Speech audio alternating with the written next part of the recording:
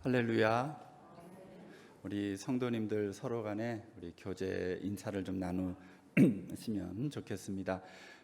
저를 따라서 이렇게 한번 앞뒤 좌우에 계신 분들하고 인사하시면 좋겠습니다. 오늘 제 가까이에 앉아주셔서 고맙습니다. 이렇게 한번.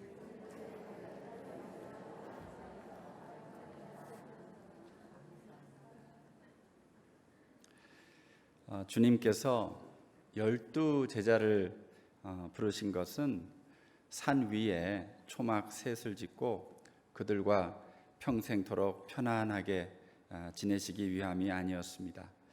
오히려 우리 주님께서 뜻하신 곳으로, 예정하신 곳으로 제자들을 이렇게 보내려고 부르신 것이었습니다. 그래서 부르심과 이 보내심은 결코 분리될 수가 없습니다. 우리 주님은 당신의 사랑하시는 제자들을 파송하시면서 허락하신 것도 있고 또 금하신 것도 있었습니다. 먼저 보내심을 위해 허락하신 것은 동반자였습니다. 한번 따라해 보시죠. 동반자.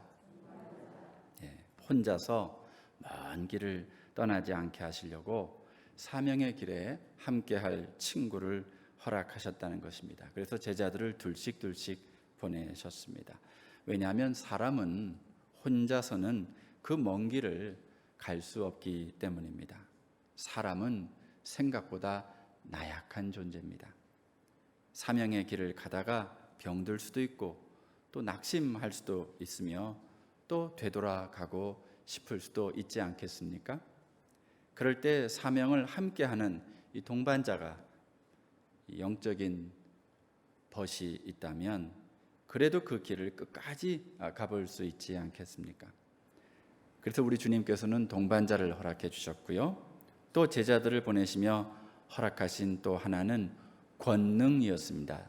두나미스라고 하는, 따라해 보시죠. 권능. 악한 영들을 제어할 수 있는 이 성령의 능력으로 하늘의 사명을 수행하기 위한 결정적인 무기와 같은 것이었습니다. 지금 푸틴이 우크라이나를 삼키지 못하는 이유가 그 보잘것없는 우크라이나 같아도 서방에서 강력한 무기들을 계속 지원해 주고 있기 때문에 소위 말해 권능을 받은 거예요.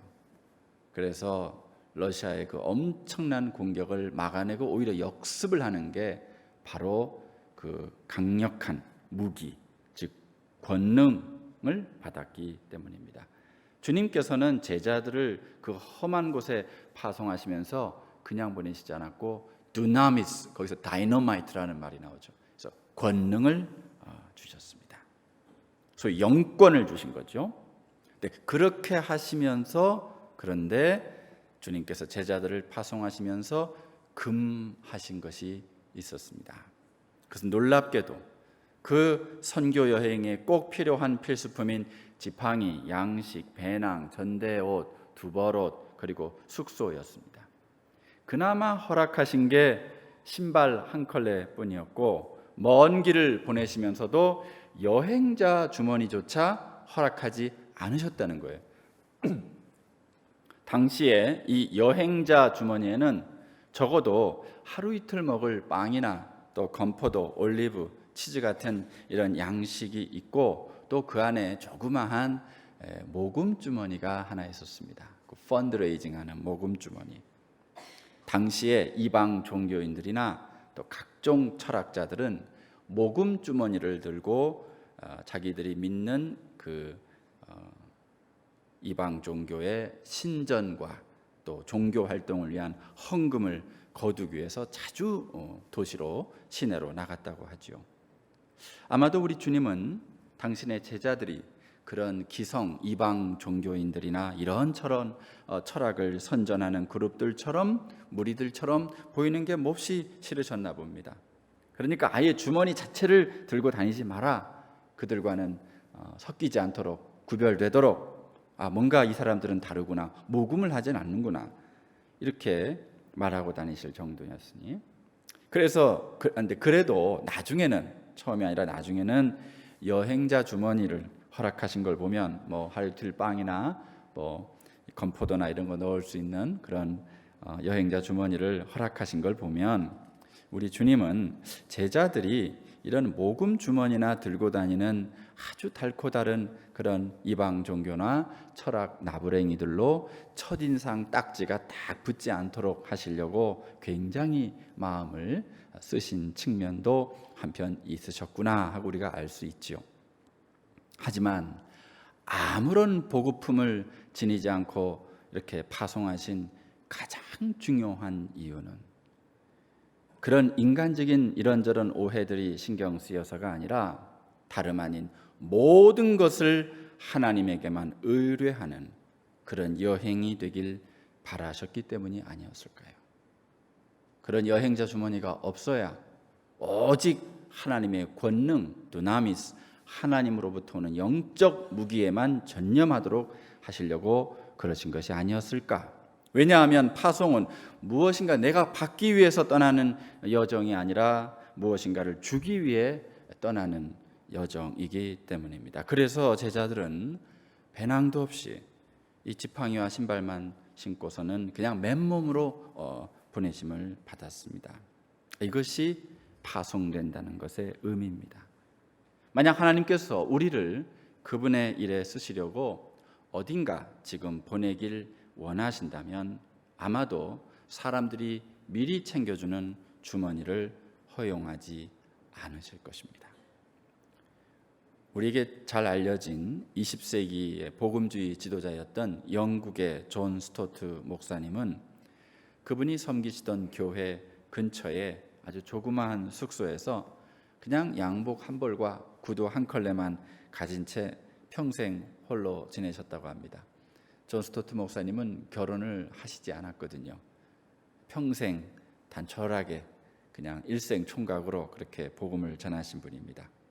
전 세계의 개신교의 교황이라는 별명으로 유명한 그였지만 영국 엘리자베스 여왕을 비롯하여 온 영국을 지도하는 그런 국가적인 목사님이셨지만 그럼에도 단벌 신사로 살면서 그냥 가난한 찾아오는 제3세계 학생들과 함께 자기가 늘 즐겨 먹는 그런 조그마한 햄버거와 감자 수프로 늘 식사하는 걸 무척이나 좋아했습니다. 존 스토트 목사는 누구든지 한 번 만나면 평생 이름을 잘 기억하는 그런 은사가 있으셨어요. 그래서 다시 수년이 지나서 또 만나도 그 가족 안부를 묻고 기도해 주셨다고 합니다. 재미있는 것은 주님의 말씀 중 적어도 두 구절은 내가 문자 그대로 지키겠다, 순종하겠다 그런 결심을 하고는 하나는 하늘을 나는 새를 보라는 주님의 말씀대로 이 세상에 있는 9,000종의 새들 가운데 2,500종의 새들을 직접 카메라를 들고 찾아가서 눈으로 본 것이었습니다. 취미를 딱 하나 가졌는데 그것도 주님의 말씀에 순종하는 그런 취미를 자기의 일생 단 하나의 취미로 가졌고 또 하나는 그 두벌 옷을 갖지 말라 하신 말씀을 그냥 그대로 따른 것이었어요. 그래서 엉클 존이라고 불리는 수수한 단벌 신사로 산 것이죠. 우리 주님께서 여러분 제자들에게 두벌 옷을 금하신 이유는 무엇이었겠습니까? 그것은 단순하게 생각해 보면 한 벌 입고 또 한 벌 들고 다니면서 복음을 전하기는 굉장히 번거로울 것 같습니다.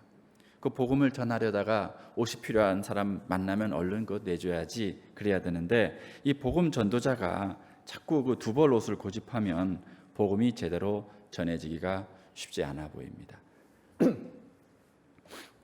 또 귀신 들린 자가 소리를 지르며 온몸을 뒤틀면 그를 탁 붙잡고 귀신도 내쫓아야 되는데 이 손에 아주 좋은 그 명품 한 벌을 들고 있으면 그 거칠게 다가오는 그 귀신 들린 사람을 위한 사역을 할 수가 있겠습니까? 이거 신경 쓰느라고. 그러니까 손에 아무것도 든 게 없어야 이 병자를 만날 때 즉시 그 손으로 만져서 고쳐주는 이 제자의 능력 사명을 어김없이 감당할 수 있습니다. 그런데 만약 전대에 돈이 없으면 그 돈이 신경 쓰이고 손에 옷이 들려 있으면 그 옷이 신경 쓰이고 배낭을 또 메고 있으면 이 배낭 지키느라 정작 해야 할 일을 하지 못할까 싶어서 유럽에 배낭여행 가면 유럽 여행 못합니다.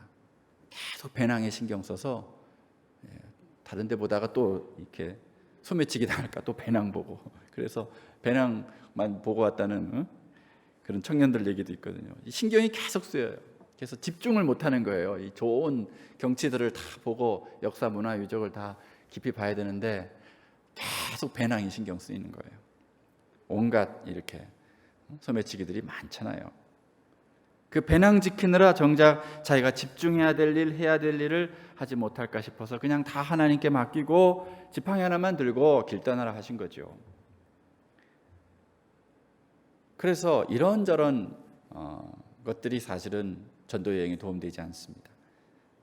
자기의 특권을 사용해서 동족을 도와보려 했다가 실패해서 광야로 도망갔던 왕자 모세를 기억하실 겁니다. 그는 40년을 이 광야에 숨어 지냈습니다. 그가 광야로 떠날 때 화려한 마차를 타고 갔습니까? 아닙니다. 마치 우리 주님께서 제자들을 보내실 때처럼 하나님은 그를 빈털터리로 만들어서 광야로 보내셨습니다.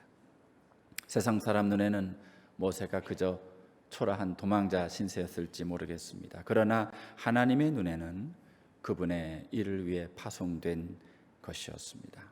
어디로 파송된 것입니까? 광야로 보내심을 받은 것이었습니다. 얼마나 긴 여정이었을까요? 40년의 긴 여정이었습니다. 그 여정은 언제 끝났습니까? 시내산 불타는 떨기나무 앞에 와서야 끝이 났습니다. 광야로 보내신 주님의 제자들은 그들이 파송받고 있다는 사실을 알고서 파송받았습니다. 하지만 모세는 그 사실을 알지 못한 채 파송받았습니다. 이 세상에 살면서 때로는 내가 주님의 일을 위해 보내심을 받았다는 사실을 알면서 파송되는 경우도 있지만 때로는 전혀 알지 못한 채로 파송되기도 합니다. 아마도 이 후자가 훨씬 더 많을지 모릅니다.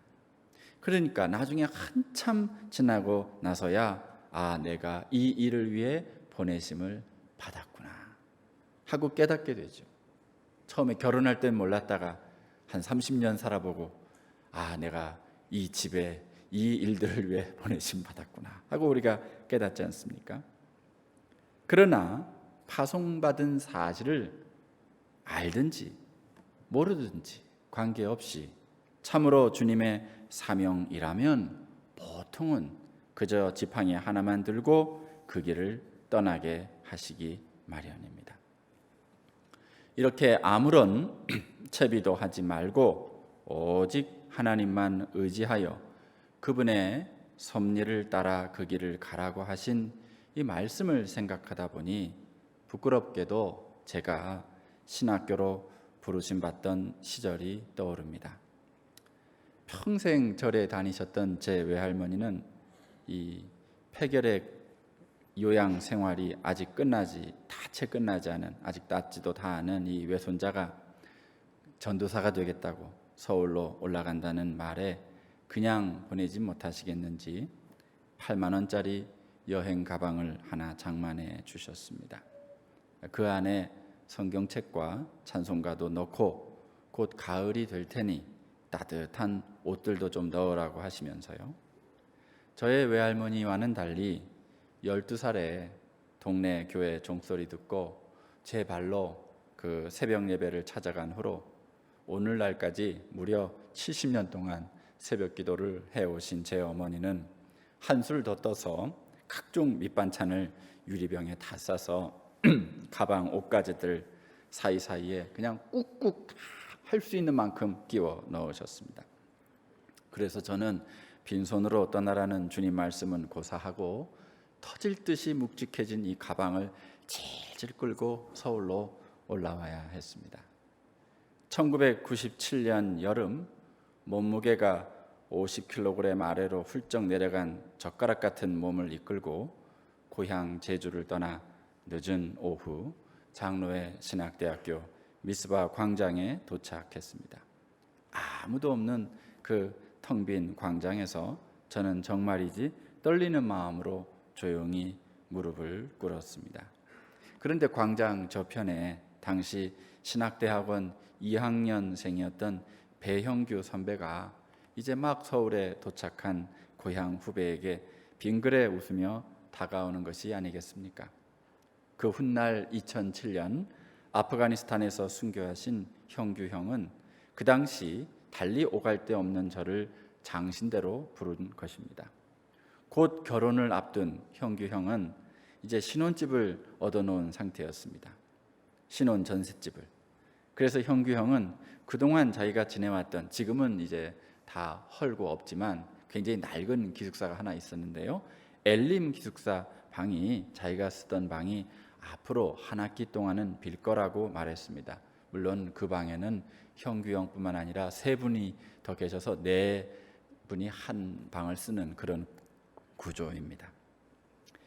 그러면서 저를 몰래 그 기숙사로 데려가서 이미 자기가 자기 침대 이 기숙사비는 다 완납을 했으니까 저는 그저 쓰기만 하면 된다고 말씀하시는 게 아닙니까? 아직 몸이 너무 약한 상태니 버스를 타고 왔다 갔다 하면서 공부하긴 힘들 거고 그저 가까운 데 있어야 된다고 하시면서, 다만 조건이 하나 있었습니다. 그건 아침 7시가 되기 전에 일단 기숙사 밖으로 나오고 계속 종일 도서관에 앉아 공부하다가 저녁 8시가 넘으면 기숙사로 돌아오라는 것이었습니다. 바로 출퇴근하시는 수의 직원이 근무하는 시간을 피해야 했기 때문이었습니다. 저는 형규 형의 아주 은밀한 계획에 따라서 그 신학교 기숙사에 불법 체류자가 되고 말았습니다. 형규 형과 같은 방을 쓰시던 그 세 분의 전도사님들도 시침이 뚝 떼고 저를 몰래 보호해 주셨습니다. 신학교 입학도 안 한 저에게 송전도사 그러면서. 마침 그해 12월은 우리나라가 IMF 사태가 터지던 때였습니다. 세상이 온통 소란한 가운데서도 폐병 환자였던 저는 기숙사에서 도서관까지 불과 3분 거리를 통학하며 준비한 덕분에 신학교에 합격하는 복을 누리게 되었습니다. 해가 바뀌고 신학교에 입학한 1998년 3월 초 어느 주말은 꽃샘추위가 너무 심해서 한겨울처럼, 아니 한겨울보다 더 추운 때였습니다. 당시 주일학교 교사로 섬기던 교회에서 봉사를 마치고 기숙사로 돌아오려고 이촌동에서 지하철을 탔는데 양손 모두 태어날 때부터 완전히 마비되어 이렇게 꼬부라져 있는 한 형제를 우연히 만났습니다. 나중에 알고 보니 태어날 때부터 그렇게 태어났고, 그래서 엄마 아빠에게 버림받고 외할머니 손에 크다가 외할머니가 돌아가시자 10살 무렵에 서울에 올라와서 저 고속터미널 전철역에서 노숙자들과 함께 지내며 그렇게 한 10년 정도 살며 나이가 20 갓 넘은 형제였습니다. 그런데 그날 밤은 너무나 몹시 추웠기 때문에 집도 없는 그 형제를 그냥 두고 올 수가 없었습니다. 그래서 이제는 정식으로 이제 제가 들어간 제 기숙사 방으로 그를 몰래 데려왔습니다. 그 도둑질도 배운다고 하지 않습니까? 그날 밤 저는 형규 형한테 배운 대로 기숙사 규칙을 딱 한 번 더 어기고 말았습니다. 그 이유는 어기지 않았습니다. 마침 주일 저녁이라서 기숙사는 거의 텅텅 비어 있었고 또 제 방에 계신 세 분의 전도사님들도 다 서울 경기에 있는 분들이셔서 오질 않았습니다. 그래서 방에 저 혼자 있고 복도도 다 비어 있고, 저는 그 형제를 일단 샤워실로 데려갔습니다. 그리고 비누로 목욕을 시켰습니다. 몇 년 만에 처음으로 목욕을 한다는 말을 들었지만 온몸에서 차마 표현하기 어려운 역겨운 냄새가 났습니다. 지금 기억에 한 5번도 넘게 비누를 칠하고 때를 밀면서 1시간 가까이 여러 차례 씻겼습니다. 그리고 제 옷을 입혀 방으로 데려왔습니다. 아주 길게 자라서 이렇게 돌돌 말려있는 손톱들과 발톱들도 다 잘라 주었습니다. 근데 너무 늦은 밤이 되니까 둘 다 배가 고파서 이 침대 아래에 있던 라면을 생으로 부수어 먹었습니다. 그 형제에게 예수 믿느냐고 물어보니 다행히도 믿는다고 하는 것입니다. 그래서 같이 기도도 하고 찬송도 불렀습니다. 아침에 일어나서 구내식당에서 함께 따뜻한 아침을 먹고 굉장히 아직 추운 날씨였기 때문에 제 외투를 하나 더 입혀주고 갖고 있던 돈 몇만 원을 다 주었습니다. 그때부터 그 형제는 제가 다니던 교회에 나오기 시작했습니다. 그런데 그해 어느 봄날 밤 11시경에 갑자기 그 형제를 위해서 기도해야겠다는 생각이 자꾸 들었습니다. 그래서 그를 위해 간절히 1시간 정도를 기도했습니다. 그런데 다음 날 교회에 제가 아는 집사님에게서 연락이 오셨습니다. 어젯밤 자정 즈음에 그 형제의 양손이 갑자기 풀려서 완전히 나았다는 것입니다. 그것은 정말 기적이었습니다. 교회 전체가 떠들썩한 놀라운 사건이었습니다. 하지만 저는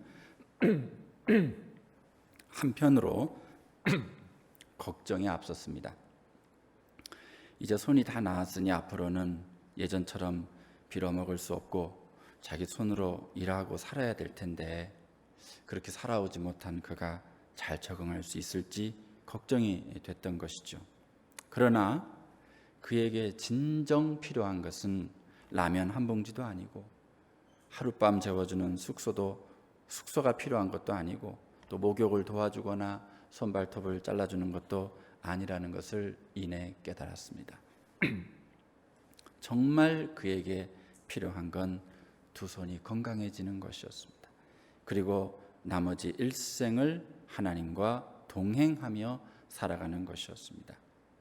그 후에 2007년 아프가니스탄에서 순교하신 배형규 선배는 자기 이름으로 된 집 한 칸도 없었지만 이 고향 후배인 저를 위해서 일부러 기숙사비를 한 학기 더 지급하고 오갈 데 없는 저를 자기 침대에 거하게 해 주었던 주님의 제자였습니다. 비록 금과 은은 없었지만 나사렛 예수 그리스도의 이름만 가슴에 품고 신학생이 된 형규 형은 그 주님의 이름으로 성전 미문에 앉아있던 자와 같은 불쌍한 후배인 저를 일으켜 세워주셨습니다. 형규 형은 가을 학기 내내 절 붙들고 성경 과목 일일이 가르쳐주고 또 논술 시험 예상 문제도 만들어주고 돌아보면 형규 형은 저뿐만이 아니라 대학 시절 내내 자기 돈 내고 커피 마신 적이 없었는데 이 형규 형이 가난한 학생으로 본인도 과외하고 이런저런 아르바이트를 쉬지 않았지만 그렇게 번 돈들을 다 모아서 본인 학비도 장만하지만 더 열심히 모아서 교회 대학부 후배들 그 모자란 학비들을 대신 내주던 굉장히 마음씨 착한 교회 선배였습니다. 그런 형규 형의 지고한 예수사랑 그 깊은 예수 능력에 비하면 저는 그저 범속하고 이기적인 대학생에 지나지 않았습니다. 그런데 전철역에서 그 형제를 만난 그날 밤, 그때 저는 신학교 막 입학생이라서 아직 설교도 할 줄 모르던 풋내기였습니다. 교회 행정이 뭔지도 모르고 교회 지원서 하나 제대로 쓸 줄도 몰랐던 때였습니다. 하지만 아무것도 지닌 것이 없어서 기숙사에서 그것도 딱 하룻밤만 그 형제를 몰래 지내게 해주는 것밖에 할 수 없는 병약한 저 같은 사람에게도 우리 주님께서 확실히 보여주신 것이 있었습니다. 그것은 비록 금과 은이 없어도 오직 나사렛 예수의 이름으로 나아갈 때 하나님의 기적과 역사가 어디까지 일어날 수 있는지를 알게 해주신 것이었습니다. 사도행전 9장 성전 미문에 일어난 그 사건을 마치 어제 일처럼 생생하게 보게 해주셨던 것입니다. 여러분이 어릴 때 다 같이 부르셨던 찬양 기억하시죠? 금과 은 나 없어도 내게 있는 건 내게 주니 곧 나사렛 예수 이름으로 일어나 걸으라. 그는 걸었네 뛰었네 찬양했네 그는 걸었네 뛰었네 찬양했네 곧 나사렛 예수 이름으로 일어나 걸으라. 우리 다 같이 한번 불러보시면 어떨까요? 시작. 금과 은 나 없어도 내게 있는 건 내게 주니 곧 나사렛 예수 이름으로 일어나 걸으라. 그는 걸었네 뛰었네 찬양했네 그는 걸었네 뛰었네 찬양했네 곧 나사렛 예수 이름으로 일어나 걸으라. 아멘. 여러분, 하나님의 사랑을 전하는 사람이 된다는 것은 무엇이겠습니까? 주님의 제자로 파송된다는 것은 어떤 의미이겠습니까? 사명자로서 준비할 것이 무엇이겠습니까? 하나님이 누군가를 그분 사랑을 전하는 사명자로 삼으실 때면 우선 그를 아무것도 없게 만드신다는 것을 저는 알게 됐습니다. 더는 예전 같은 건강도 없고 예전 같은 친구들도 없게 하십니다. 더는 예전 같은 명예도 예전 같은 자신감도 예전 같은 그런 계획들도 없게 하십니다. 그냥 빈손돼서 그 길 가게 하십니다. 세상에서 아주 약한 자가 되게 하십니다. 가장 없는 자, 세상 보기에 가장 부족한 자가 되게 하시죠. 손에 지팡이 하나 쥐어주시고 신발 한 컬레 허락해 주십니다. 저는 제가 연약한 병자꼴로 아무것도 없이 선지동산으로 왔던 것도 하나님의 파송이었다고 고백할 수밖에 없습니다. 배영규 전도사님이나 저나 우리는 아무것도 가진 것 없이 보내심을 받았던 예수 그리스도의 제자들이었습니다. 그런데 요한계시록 21장 21절을 그 후에 묵상하다가 그 12문은 12진주니 각 문마다 한 개의 진주로 되어 있고 새 예루살렘 천국성의 12문이 12진주고 각 문마다 그 수많은 다른 옥보석 청보석이 아니라 한 개의 진주씩 되어 있다라는 그 요한계시록의 말씀을 묵상하다가 미국 남부 민요가 하나 떠올랐습니다. 오래전 바닷가에 조개들이 살고 있었는데 하나님은 그 중에 특별히 사랑하신 조개 속에 그 아픈 모래를 넣어 주셨다는 겁니다. 그러면서 생각해 봤습니다. 어째서 새 예루살렘 이 천국성의 문들은 하고 많은 그 녹보석, 청보석 그 좋은 보석들 중에 진주로만 지었을까? 하필 그 문은, 그 안에는 물론 다른 보석들이 있지만 그 문은, 이 진주라고 하는 것이 그냥 조개가 자기에게 박힌 모래를 끌어안고 오랫도록 지낸 시간에서 연그러지고 생성된다는 사실에 저는 이 사연이 있지 않나 생각하게 되었습니다. 한때는 거친 모래들처럼 살던 제자들을 끌어안으신 우리 주님께서 그 얼마나 아프셨겠어요. 그 거친 제자들을 끌어안고 눈물을 많이 흘리셨겠죠. 3년 동안.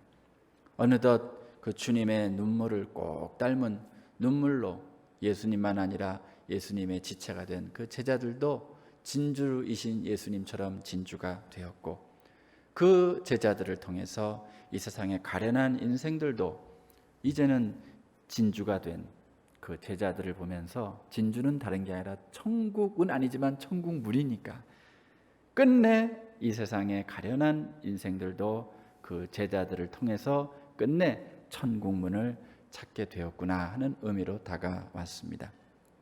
그러고 보면 오늘날 세상에 이렇게도 교회가 많은데 어째서 사람들은 이 교회를 통해서 천국으로 가는 문을 그렇게 찾기 힘들어할까 하는 의문이 조금은 풀릴 듯도 합니다. 그것은 교회가 눈물의 12진주를 잃어버렸기 때문은 아닐까.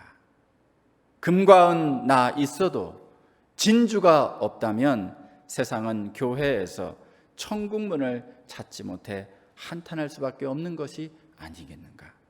그러니 하나님께서, 당신께서 그렇게 아끼시는 그 자녀들인 그리스도인들로 하여금 그냥 편안하게 살게 하지 않으시고 이런저런 이런 짠 바닷물 또 거친 세상의 그 모래들 사이에서 부대끼고 그 사이를 살아가게 하시면서 당신의 금쪽 같은 자녀들을 그렇게 시달리게 하시는 까닭이 혹시 이 세상에 그 누군가를 위한 그런 진주문으로 당신의 자녀들인 우리를 삼으시고자 함은 아니었을까, 그렇게 짐작해 보는 것이죠. 철이 없던 저를 신학교로 이끄실 때 다시 만나게 해주신 형규 형도 저에게는 진주문 같았습니다. 하나님은 그 형규 형에게 인생에 여러 고난을 주셨는데 그렇게 눈물 흘리게 하시고는 진주문이 되게 하셔서 저를 포함해서 헤아릴 수 없는 그런 청년들이 소명의 길로 들어서게 하셨습니다. 교회 역사를 보면 핍박과 순교가 있던 시대에는 교회마다 팔복이 가득했습니다. 또 그로 인해서 사람들은 교회에 오면 천국문을 보지 않았겠습니까? 왜냐하면 이 눈물의 12 진주문이 교회 안에 늘 실존했기 때문이었습니다. 마찬가지입니다. 그리스도 안에서 고난을, 이 세상의 고난을, 십자가의 고난을 온전히 인내한 사람만이, 다 겪어낸 사람만이 그 누군가를 위한 진주문이 되는 법이 아니겠습니까? 그래서 하나님은 부르심을 받기 전에 고난을 먼저 주시고 다윗처럼 눈물병을 장만하게 하셔서는 공경을 처한 자들에게 나중에 보내주시는 것 같습니다. 시편 56편 8절 말씀에 다윗이 나의 유리함을 주께서 계수하셨사오니 나의 눈물을 주의 병에 담으소서, 이것이 주의 책에 기록되지 아니하였나이까, 그렇게 고백합니다. 미국 예일 대학교의 기독교 신학자 니콜라스 월터 스토프는 이렇게 외쳤습니다. 나는 눈물을 통해 세상을 바라볼 것입니다. 이 눈을 통해서가 아니라 내 눈에 그렁그렁한 이 눈물을 통해서만 나는 세상을 바라보겠습니다.